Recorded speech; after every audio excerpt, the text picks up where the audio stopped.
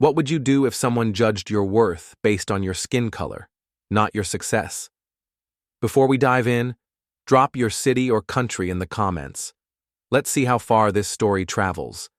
And if you're into real stories that make you think, hit subscribe now. She walked in like she owned the place, because she did. Tailored navy suit, designer briefcase, confidence in every step. Heads turned from the lobby but not behind the counter. To the staff, she was just another face, nothing more. They looked past the elegance, past the posture, past the presence. They didn't see a CEO, they saw a black woman, and they dismissed her on sight. She stepped forward politely, ready to be helped like everyone else. But the teller barely looked up.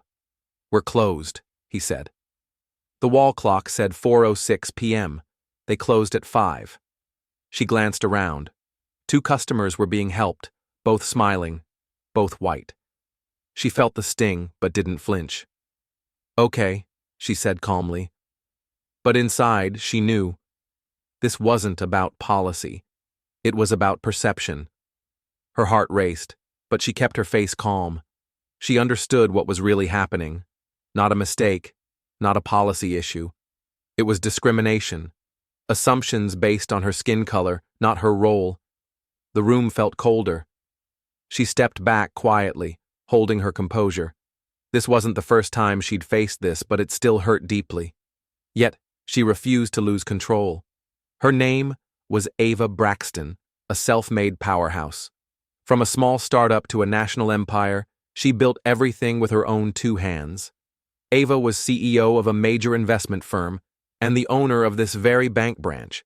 She had bought it months earlier in a quiet corporate deal, yet here she was, standing invisible to the staff who didn't even recognize her. They treated her like a stranger, unaware of the truth. Without a word, Ava pulled out her phone. She dialed her executive assistant with calm precision. On the other end, the voice was steady but curious. "They don't recognize me?" the assistant asked. Ava smiled softly, replying, "Not yet, but they will." She put the phone away, ready for what was coming next. Patience was her next move. 10 minutes passed, and suddenly the front doors opened again. 2 sharply dressed executives entered, flanked by the regional director. All 3 walked straight to Ava without hesitation. The staff behind the counters froze, watching with growing confusion and panic. The air shifted as the executives greeted Ava with unmistakable respect and deference. The staff's laughter and dismissal vanished instantly. They realized the woman they ignored was the very boss who controlled their future.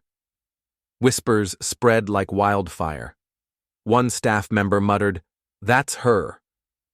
The branch manager stepped forward nervously, trying to regain control.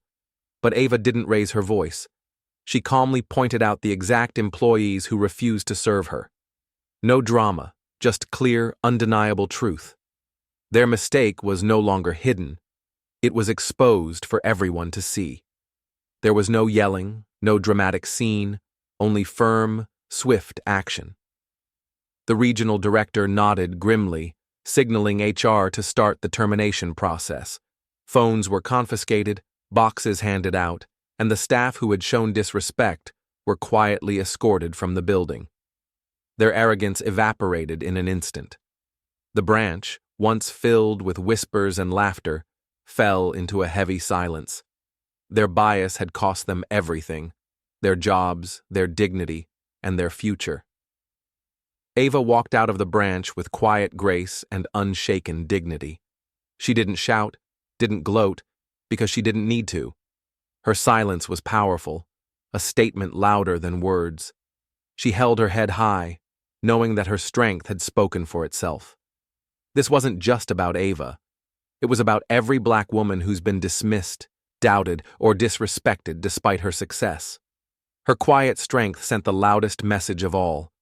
Racism doesn't always shout or make headlines. Sometimes it's a whisper behind a counter, a glance that says, "You don't belong." But stories like this remind us that silence can be powerful and justice inevitable. Where are you watching this from? Drop your city or country in the comments below. Let's start a conversation. How many more will it take before we truly see people for who they are, beyond the surface?